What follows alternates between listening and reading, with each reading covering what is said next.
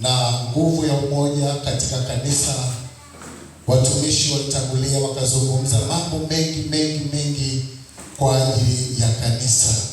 Kwa hiyo sasa na mimi naye sitatoka nje ya pale. Nina mambo matatu hivi mawili ya kuendelea kukazia ili tuweze kupokea nguvu ya umoja ndani ya kanisa. Bwana Yesu apewe sifa. Haleluya. Haleluya. Tunaenda pamoja. Kwa nini Mungu anahitaji kanisa liwe na nguvu? Kwa nini Mungu anahitaji kanisa liwe na umoja? Kuna faida gani ya kanisa kuwa na nguvu na kanisa kuwa na umoja? Bwana Yesu apewe sifa. Tusome katika kitabu cha Matendo. Kitabu cha Matendo ile sura ya 4 na ule mstari wa 32. Matendo sura ya 4 mstari wa 32. 4:32 Biblia inasema hivi: na jamii ya watu walioamini walikuwa na moyo mmoja na roho moja, wala hapana mmoja aliyesema ya kuwa kitu chochote alicho nacho ni mali yake mwenyewe, bali walikuwa na vitu vyote shirika. Hiyo ni moja kati ya sifa ambayo Mungu anatamani kanisa liwe nayo. Kanisa lazima liwe na kitu kinachoitwa umoja. Bwana Yesu apewe sifa. Tukisoma kitabu cha Mwanzo ile sura ya 11 mstari wa kwanza, mstari wa 4 na mstari mpaka mstari wa 7, ili tuunganishe na kitabu cha Matendo 4:32. Anasema hivi: nchi yote ilikuwa na lugha moja na usemi mmoja. Mstari wa 4, wakasema, haya na tujijengee mji na mnara na kilele chake kifike mbinguni, tulifanyie jina ili tusipate kutawanyika usoni pa nchi yote. Bwana akashuka ili auone mji na mnara waliokuwa wakiujenga wanadamu. Bwana akasema, tazama, watu hawa ni taifa moja na lugha yao ni moja, na haya ndiyo wanayoyaanza kuyafanya, wala hawatazuiliwa neno wanalokusudia kulifanya. Bwana Yesu apewe sifa. Nilikuwa najaribu kujenga msingi wa umoja au nguvu ya umoja katika kanisa. Mungu anapendezwa na kitu ambacho kinaitwa lugha moja, usemi moja. Kanisa ni lazima liwe na lugha moja, na kanisa ni lazima liwe na usemi moja. Kwa nini Mungu anatupigia kelele wanadamu anahitaji kanisa lenye lugha hii? Kwa sababu kanisa lenye lugha hii kuna faida moja kubwa. Bwana Yesu apewe sifa. Kuna faida moja kubwa. Tukisoma kitabu cha Zaburi, nitagusia sana maandiko, nisizungumze mimi kama mimi. Tutasoma kitabu cha Zaburi ile sura ya 133 na ule mstari wa kwanza na wa tatu. 133 mstari wa kwanza na wa tatu. Biblia inasema hivi: tazama jinsi ilivyo vema na kupendeza ndugu wakae pamoja kwa umoja. Ni kama mafuta mazuri kichwani yashukayo ndevu za Haruni, yashukayo mpaka upindo wa mavazi yake, kama umande wa Harmoni ushukao milima pa Sayuni. Pointi yangu inakuja hapa. Maana ndiko Bwana alikoamuru baraka na uzima hata milele. Bwana Yesu apewe sifa. Maana ndiko Bwana alikoamuru baraka na uzima hata milele. Kwa hiyo maana yake ni kwamba kanisa linapokuwa na lugha moja, kanisa linapokuwa na usemi mmoja, ndipo ambapo Bwana inaashiria baraka. Bwana Yesu apewe sifa. Bwana Yesu asifiwe. Ili tuweze kuziona baraka za Mungu, ni lazima tuwe tuna lugha moja na tuna usemi mmoja. Haiwezekani Mungu ashuke awaangalie wanadamu alafu azungumze aseme ya kwamba hawa waliolikusudia hakuna awezaye kuwanyamazisha.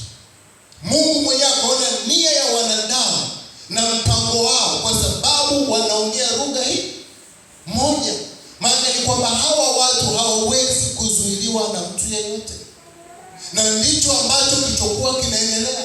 Na Mungu, Biblia inasema kwamba anaiangalia nia ya ndani. Kwa hiyo alipoangalia nia zao, akaona wako serious na walichokizungumza. Bwana Yesu apewe sifa. Ni nini kilichotokea? Ni Mungu alisema hawa watu tusipowaharibia hicho wanachokifanya watafika. Na ndio shetani anachokifanya sasa hivi kwenye makanisa mengi. Anachafua ndimi. Nielewe vizuri. Mungu alipoona hii nguvu ya umoja, hata yeye mwenyewe anajua kabisa hakuna atakayewazuia. Alichokifanya ni alichafua ndimi zao.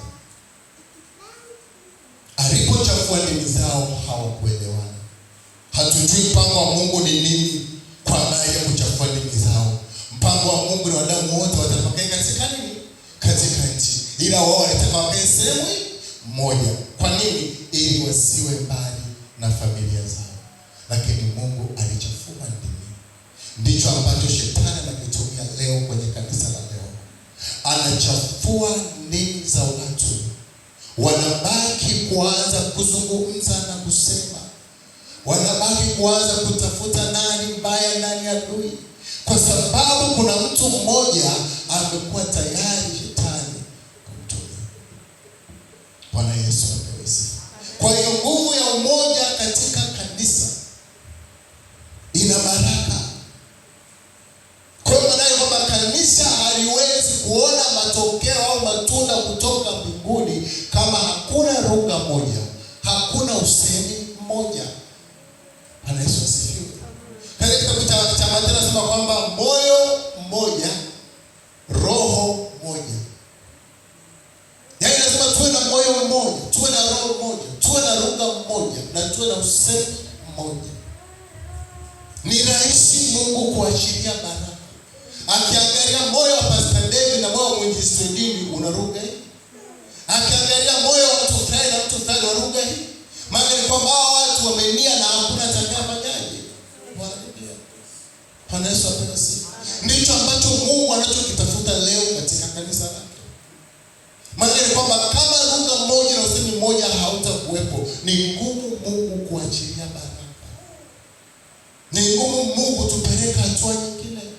Ni ngumu Mungu kulipeleka kanisa hatua nyingine. Kwa sababu gani? Hawani mamoja. Hawaongei mamoja. Hawazungumzi mamoja. Bwana Yesu apewe sifa. Lakini kanisa linahitaji nini sasa? Kanisa linahitaji nini? Ili tuweze kuishi katika hili. Cha kwanza, kanisa linahitaji Roho Mtakatifu. Bwana Yesu apewe sifa. Kanisa linahitaji Roho Mtakatifu. Kama kanisa halina Roho Mtakatifu, sio rahisi sana kuyaona yale Mungu aliyokusudia. Kama kanisa aliamua kutembea na Roho Mtakatifu, sio rahisi kupokea baraka za kimbingu. Bwana Yesu apewe sifa. Haleluya. Amen. Sina mashaka na madhabahu hii ya The Living God Church kwa habari ya Roho Mtakatifu. Bwana Yesu asifiwe. Kwa sababu Biblia inasema walipo wawili watatu wakutanikapo kwa jina lake Kristo, yeye yupo katikati yao. Wanaweza kuwepo wawili watatu wamenia kutamani kuiona nguvu ya Mungu, na Mungu akajidhihirisha na Mungu akashuka. Na wakati mwingine Mungu anashuka kwa sababu ya agano la mtumishi wake. Bwana Yesu apewe sifa. Haleluya. Lakini tujitafute wenyewe kama waumini. Tujiangalie, je, Roho Mtakatifu anafanya kazi ndani yetu? Roho Mtakatifu anatutumia? Je, tunaongozwa kwa Roho Mtakatifu? Bwana Yesu apewe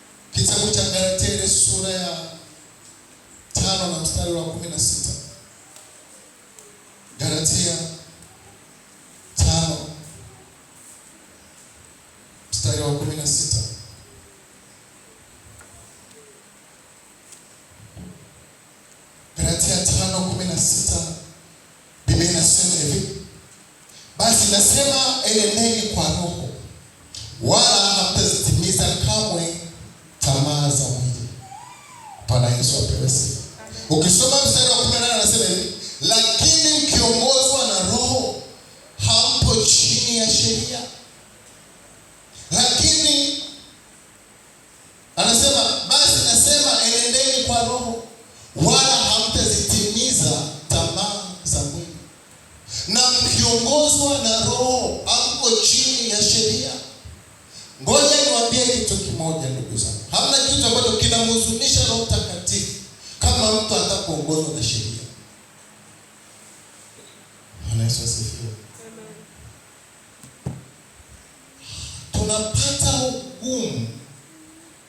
Tunapata wakati mgumu kuhamasisha watu na kuambia watu njoeni nyumbani mwa Mungu. Tunapata wakati mgumu wa kuambia watu hayo mavazi hayastahili. Tunapata wakati mgumu wa kuambia watu hiyo njia unayoenenda sio sahihi. Ni kwa sababu huyu mtu hajakubali kuongozwa na Roho Mtakatifu. Kwa nini? Anasema jambo moja hapa katika mstari wa 18. Anasema lakini mkiongozwa na Roho hampo chini ya sheria. Kuna vitu ambavyo Roho mwenyewe atazungumza. Hahitaji kulazimishana, hahitaji kuambizana kwa nguvu. Lakini tutakapokubali kuongozwa na Roho kama kanisa, mambo yatakuwa rahisi. Kwa kanisa linahitaji nini? Linahitaji kuongozwa na Roho Mtakatifu. Ili tuweze kuzipokea baraka za kimbingu, tunahitaji kuongozwa na Roho Mtakatifu. Kwa sababu Roho Mtakatifu ndiye mwenye kanisa. Halo. Roho Mtakatifu ndiye mwenye kanisa. Yesu anawaambia neno moja, msitoke hapo mpaka mtakapoipokea nguvu. Kwa nini? Neno wanalo, miujiza wanaijua, kutembea kwenye maji wametembea, lakini kuna jambo moja ambalo hawana: Roho Mtakatifu. Bwana Yesu apewe sifa. Tusipoongozwa na Roho Mtakatifu, lazima kutakuwepo na kupishana. Bwana Yesu asifiwe. Kutakuwepo na kucheleweshana, kutakuwepo na kulazimishana, kwa sababu Roho hayuko ndani ya mtu. Ni rahisi kuja na ukaipokea nguvu, si ndio? Wengi tukija tunaipokea nguvu, ila sio rahisi wengi kutembea na ile nguvu. Bwana Yesu asifiwe. Wengi sio rahisi kutembea na ile nguvu. Wewe unaweza kuwa shahidi wa nafsi yako na roho yako, ukajiambia ni kweli, ninapatanga uwepo nikiwa kanisani. Nje ya kanisani nguvu ya maombi hamna. Nje ya kanisani neno siwezi kusoma. Kwa nini? Kwa sababu bado hatujaruhusu nafasi ya Roho Mtakatifu ikae ndani yetu. Bwana Yesu apewe sifa. Haleluya. Kwa hiyo kanisa linahitaji Roho Mtakatifu. Mimi na wewe tunamhitaji Roho Mtakatifu. Ni kwa nini alikuwa anazuia anazungumza ya mambo? Kwa sababu pale juu anazungumza Paulo, anasema kilala na kuumana, angalieni msije mkamalizana. Kwa hiyo kama kanisa la Roho Mtakatifu kuna kurana, kuna kuangamizana. Kama kanisa la Roho Mtakatifu kuna kuagiana tamaa. Bwana Yesu asifiwe. Itafika wakati mchungaji anamwangalia mwingine anaanza kumezea mate, kwa sababu Roho Mtakatifu hayupo. Haleluya. Usishangae kuona kuna baadhi ya watumishi wanalala na waumini. Sio mbaya, kwa sababu kuna kitu ambacho kimepungua. Kuna mambo ambayo bado hayasimama vizuri. Biblia inasema tukiongozwa na Roho hatuko chini ya sheria. Ni nani yuko tayari kukubali kuongozwa na Roho? Ni yule ambaye anatamani Bwana awe mwokozi wa maisha yake. Bwana Yesu apewe sifa. Amen. Haleluya. Na jambo lingine, ni lazima tukubali kujitoa. Bwana Yesu asifiwe. Haleluya. Ni lazima tukubali kujitoa. Utayari, nizungumze hivyo. Kanisa linahitaji watu walio tayari. Kanisa linahitaji watu ambao wanaweza kujitoa. Ili kuiona nguvu na umoja wa kanisa, ni lazima tuwe tayari kujitoa. Hawezi kuona matokeo yoyote kama hauna nia ya dhati ya kujitoa. Hauwezi kuona matokeo yoyote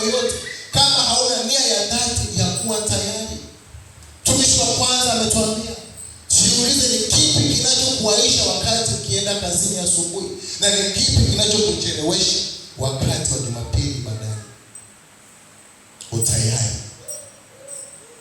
Bwana Yesu asifiwe. Yuko tayari kujitoa kwa ajili ya mambo ya mwili. Kwa sababu gani? Anayaonea faida, na yuko faida na yeye. Ila kwa sababu hajawahi kujua faida ya uwepo wa Mungu kwenye maisha yake, hawezi kuona umuhimu wa kujitoa. Bwana Yesu asifiwe. Kujitoa ni lazima. Kwa sababu unapojitoa ndipo unapojijenga kwenye kile unachojitolea. Si ndio? Unapojitoa ukiwa mfanya kazi mzuri unajitoa, si utaongezwa cheo? Si utapewa bonus kazi? Kwa nini? Kwa sababu unasema huyu mtu kweli anajitoa. Ndivyo alivyo Mungu. Unapojitoa nyumbani mwake, anauangalia moyo wako. Bwana Yesu asifiwe. Tumisha amesema jambo moja zuri asubuhi, akasema baba, wewe njoo tu kanisani. Akatupatia ushuhuda, akasema alipokuwa akija maombi asubuhi ndipo alipopokea nguvu ya kuendelea kuomba. Kwa nini? Aliendelea kujitoa na alikuwa tayari. Mimi na wewe je, tuko tayari kujitoa? Bwana Yesu apewe sifa. Tusome kitabu cha Filipi sura ile ya 2. Taishi na mstari kidogo kwa sababu sitaki kutoka nje ya somo. Filipi sura ya 2 na mstari wa 14. Biblia inasema, yatendeni mambo yote pasipo manung'uniko wala mashindano. Yatendeni mambo yote pasipo manung'uniko wala mashindano. Ukisoma Timotheo wa pili sura ya 4 na mstari wa 2. Timotheo wa pili sura ya 4 mstari wa 2 nasema hivi: lihubirini neno, uwe tayari wakati ukufao na wakati usiokufaa. Karipia, kemea na kuonya kwa uvumilivu wote na mafundisho. Pointi yangu iko hapa: wakati ukufao na wakati usiokufaa. Utayari. Lazima ndani yako uwemo utayari. Wakati ambapo kanisa linakuhitaji, lazima uwe tayari. Wakati ambapo familia inakuhitaji, lazima uwe tayari.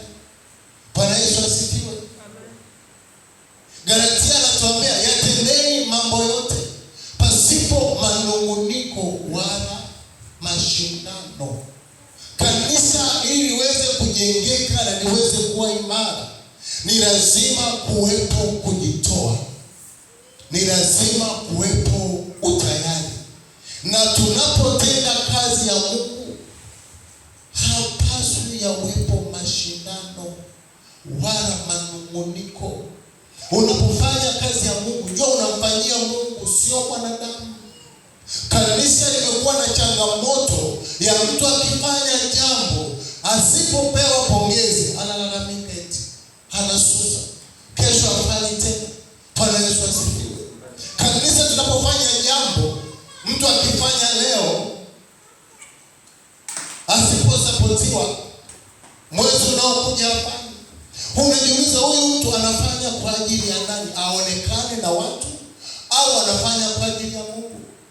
Paulo anatukumbusha, anasema yasiwepo manung'uniko wala mashindano.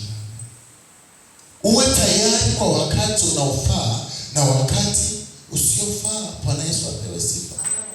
Haleluya. Kwa hiyo kanisa linahitaji tayari.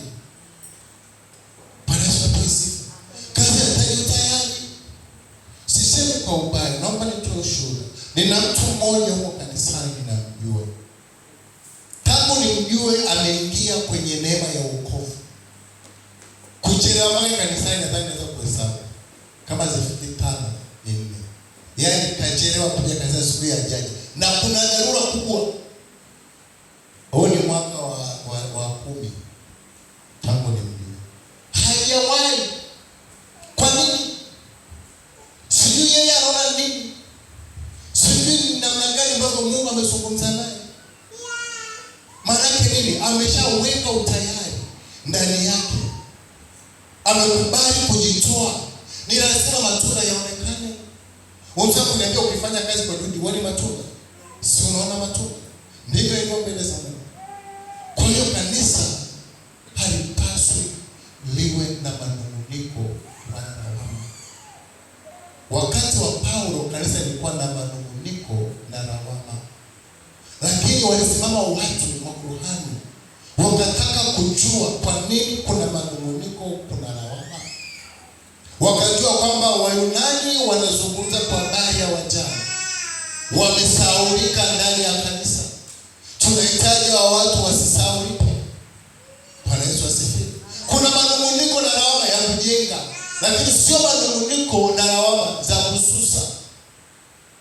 Kanisa halihitaji watu wabizanie.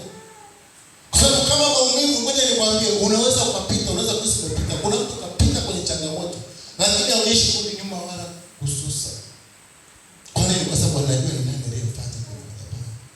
Na huyo ni mmoja kati ya watu ambao wanaweza kulijenga kanisa. Na kuuliza swali moja jepesi au tafakari. Ni maneno mangapi Yesu alimwambia Petro maneno makubwa? Bwana Yesu asifiwe. Alimwambia jambo moja, rudi nyuma yangu shetani. Sijui umeelewa? Yaani umenitoa kwenye kazi yangu ya uvuvi. Nimeacha kazi, nilikuwa napata pesa. Leo kitu kidogo unaniambia mimi shetani. Nani niwaambia shetani hata kama tunakuja kanisani? Nani yuko tayari? Bwana Yesu asifiwe.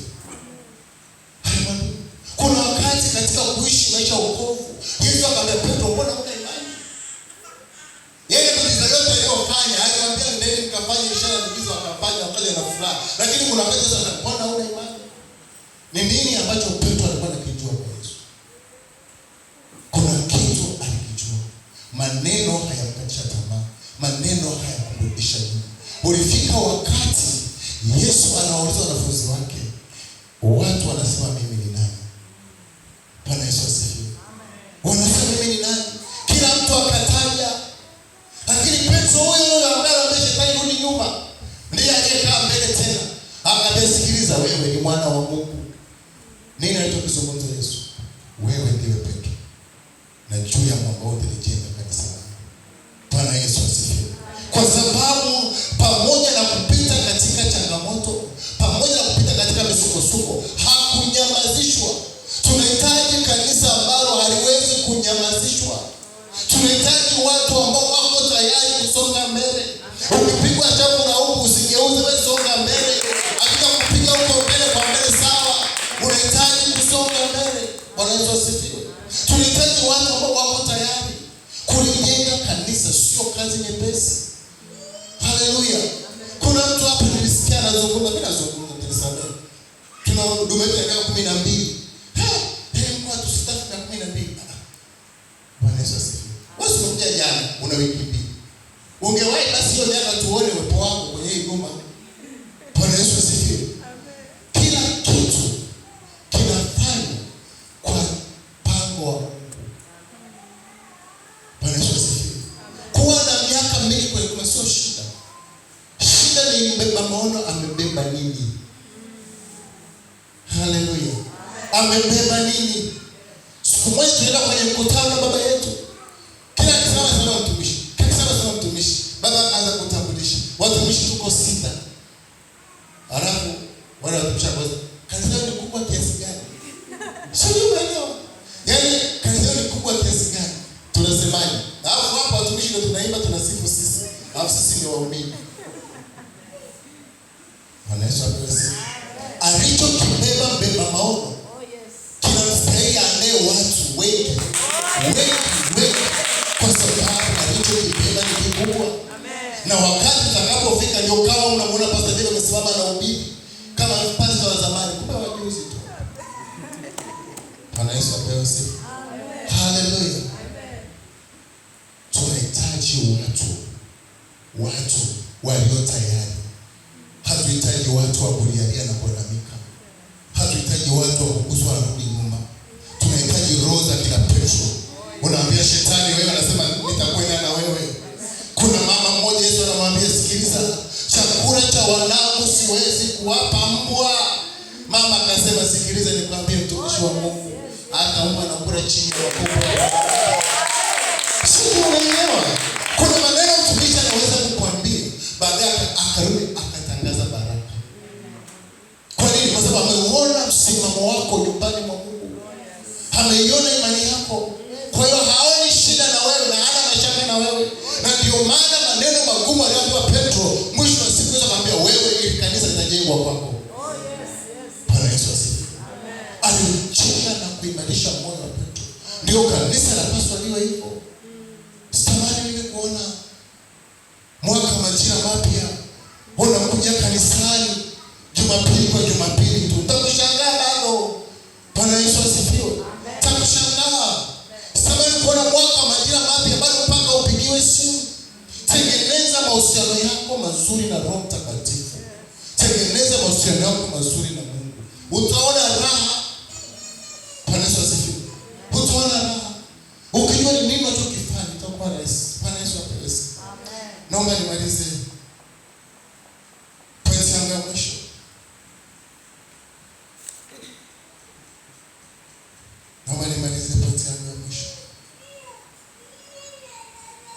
Kanisa linahitaji kuwa na utaratibu. Bwana Yesu asifiwe. Kanisa linahitaji kuwa na utaratibu. Ili nguvu ya Mungu izidi kuonekana na kutembea, kanisa linahitaji kuwa na utaratibu. Kama kanisa halina utaratibu, sio rahisi sana. Sio rahisi kuona matokeo makubwa. Bwana Yesu asifiwe. Napozungumza utaratibu, nizungumze ndizo kama msingi. Hello? Msingi. Kanisa ambalo halina msingi ni ngumu. Ninapata wakati mgumu wakati Petro alijenga kanisa. Walikubaliana wote kwa pamoja. Wakasema tufanye na vitu vyetu viwe shirika na tuwe shirika. Mwenye kingi atoe kidogo alete tuweze kuangalia sio kwa nacho. Tukubaliane, ndio tukakubaliana. Kuna watu ambao wanaitwa Anania na Safira walienda wakauza. Tulishakubaliana. Walienda wakauza. Walipouza wakaleta mali nusu. Hivi mimi tumekubaliana. Si ndio? Kama kanisa. Si ndio? Roho Mtakatifu anausikadi hapa. Sisi tumekubaliana. Kwa hiyo nakupa picha ya kwamba Roho Mtakatifu ndio mwenye kanisa. Si ndio? Wakati wamekubaliana katika hali ya kawaida, wakaficha baadhi ya pesa. Lakini imagine kwamba Petro anajua kilichofanyika nje ya eneo lile. Akamwambia mbona kumhuzunisha Roho Mtakatifu? Wakaanza kwa nini? Ndicho hichi ambacho umekiuza chote? Wakasema ndio. Kufa na hofu. Imagine msingi wa kanisa ulikuwa unajengwa. Kanisa linajengwa katika hali ya hofu na kuogopa Mungu. Bwana Yesu asifiwe. Leo hamna utaratibu. Kila mtu anajiingia tu anavyotaka. Kila mtu anafanya anavyotaka. Kanisa haliwezi kwenda. Hatuwezi kuiona nguvu ya Mungu. Kila mtu akijiambia mimi leo naimba, anaimba. Ndio maana kuna praise team. Ndio maana kuna wana maombi. Ndio maana pia kuna washirika. Si ndio? Wakati mmoja nilienda mjini kwetu, nilikuwa naenda kusalimia, nikaenda kanisani kuimba. Baada ya praise team, anasema watu wawili mbele wanaanza kuimba. Unashangaa katikati ya watu mtu anaibuka na nyimbo. Alafu watu wanapokea. Anaibuka mwingine na nyimbo, watu wanapokea. Kwa nini? Hamna utaratibu. Na watu ndio wameweka ndio utaratibu wao. Bwana Yesu asifiwe. Kwa hiyo tunaweza kuwa na utaratibu ambao ni utaratibu lakini hauna mpangilio mzuri. Msingi ulio mkubwa huwezi kuweka tu tofali ukaweka. Kuna vipimo. Pamoja na msingi mkubwa kuna vipimo. Si ndio? Kuna nafasi ya msingi wewe inabaki nje. Tafali na wewe huku. Kwa nini? Kwa nini sio kwa sababu ni msingi kaweka tu. Utaratibu ni muhimu sana. Bwana Yesu asifiwe. Utaratibu ni wa muhimu sana. Niombe. Niombe kanisa.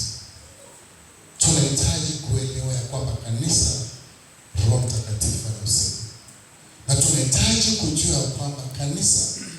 pasipo kujitoa sio rahisi kwenda. Kuna wakati ni lazima tukubali kufanyika dhabihu kwa ajili ya kuimarisha na kujenga kanisa. Hapa kila mtu ana mpango wake, kila mtu ana mambo yake, kila mtu ana lugha yake.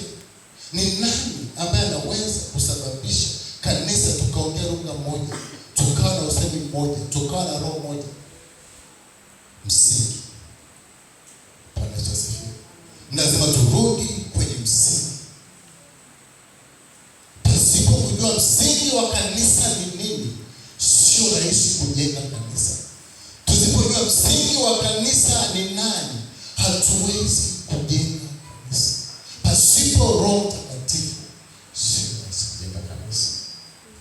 Bwana Yesu asifiwe. Amen. Haleluya. Amen. Mungu